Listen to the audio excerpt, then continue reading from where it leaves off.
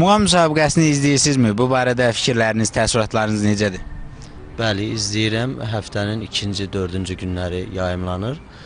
Əvvəlki ilk 8 buraxılışları da izləmişdim. İndiki də çox maraqlıdır. İstedadlı uşaqlar var. Xüsusən də az yaşlı uşaqların iştirakı çox xoşumuza gəlir. Axşamlar olanda mənəvi istirahət edirik.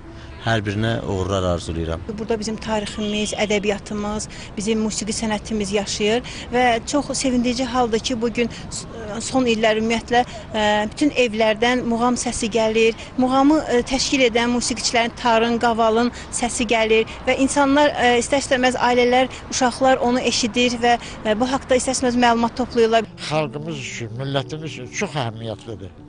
Bir tərəfdən milli musiqimizi, milli sərvətimizi yaşadırıq. Digər tərəfdən gənclərin inkişafında çox böyük rolu var bu tədbirin.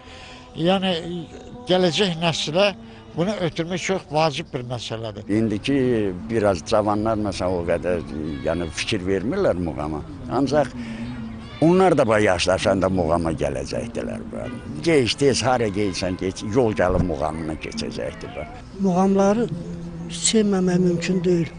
İndiki şəraitdə hansı ki estradalar, müxtəlif janrda ifaçılar gəlir, musiqilərimizi həddən artıq körləyirlər.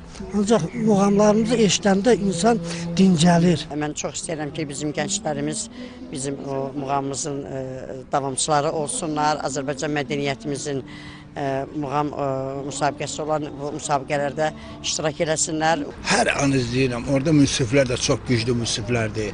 Başda Məsum İbrahimov olmaqla deyərdim ki, muğam müsabiqəsi də deyərdim ki, ən seçilmiş uşaqlardır. Mənim üçün çox böyük fəxtdir ki, Azərbaycanın bu gün də muğamını davam etdirən belə gözəl balalarımız, az yaşlı uşaqlar və gənclərimiz bu ənənəni davam etdirir.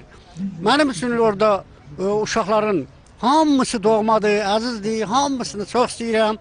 Ancaq orada bir Yusif Cəfərbəyli var. Mən onu yaxşı tanıyıram, Laçındandır, o vaxtları qaçqın həyatı keçmişdi, orduya getdi, xidmət elədi və bu gün də çox şərəfətlə orada xidmət eləyir. İzləyirəm, təəssüratlarım gözəldir, gözəl muğam ifaçılarımız var, çox gözəldir. Nə bilim, təəssüratlarımız həmişəki kimi gözəl.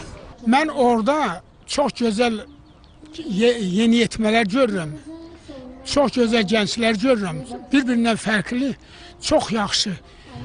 Həm də mən onların bəzilərini yetişdirən, öyrədən o müəllimlərə təşəkkür edirəm. Çox gözəl, onu təşkil etmək yaxşıdır.